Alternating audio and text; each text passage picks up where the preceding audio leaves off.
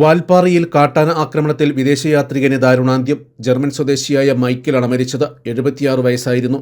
ചൊവ്വാഴ്ച വൈകിട്ട് 6:30 വാൽപ്പാറ റേഞ്ച് ഹൈവേയിൽ ടൈഗർ വാലിയിലായിരുന്നു സംഭവം. വനമേഖലയിൽ നിന്നെത്തിയ കാട്ടാന റോഡ് കുറുകെ കടക്കുന്നതിനാൽ ഇരുവശത്തും വാഹനങ്ങൾ നിർത്തിയിട്ടിരുന്നു. ബൈക്കിലെത്തിയ മൈക്കിൾ വനപാലകരുടെ നിർദ്ദേശം അവഗണിച്ച് മുന്നോട്ടു പോവുകയായിരുന്നു. കാട്ടാന റോഡ് കുറുകെ കടക്കുവാൻ ശ്രമിക്കുന്നതിനിടയിൽ പിന്നിലെത്തിയ ബൈക്കിന്റെ ശബ്ദം കേട്ട് പരിഭ്രാന്തിയിലായെന്നും പിന്തിരിഞ്ഞ് ബൈക്കിൽ കൊമ്പ് കോർത്ത് എറിയുകയായിരുന്നുവെന്നും വനവകുപ്പ് ഉദ്യോഗസ്ഥർ പറഞ്ഞു.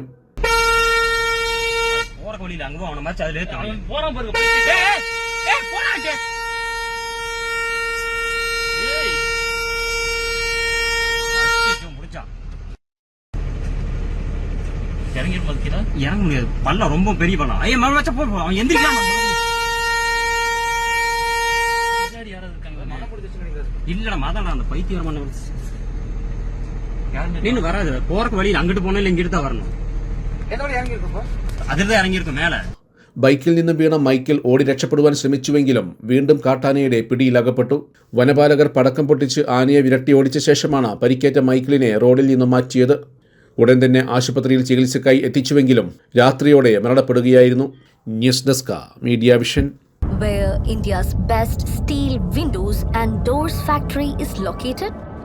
How many of you know that it is in Malappuram, the land of football? Vertec is the first company which introduced steel windows and doors as a brand in Kerala. Today, Vertec has grown so big in the industry as a producer and manufacturer of steel windows and doors. Vertec Industrial Park, India's best quality steel windows and doors.